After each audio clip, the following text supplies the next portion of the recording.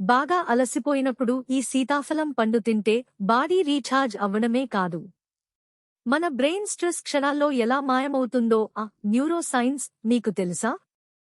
దీని scientific name అన్నోనా స్క్వెమోసా.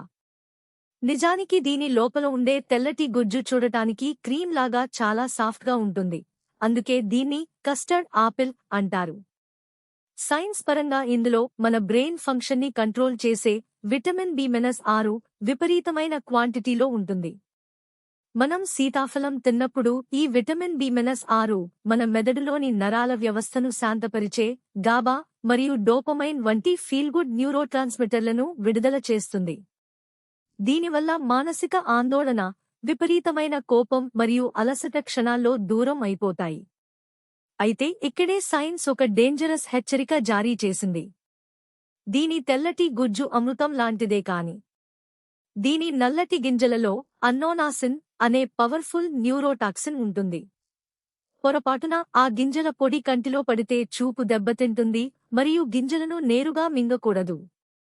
ఇలాంటి mind blowing nature science facts కోసం ఇప్పుడే ఫాలో అవ్వండి.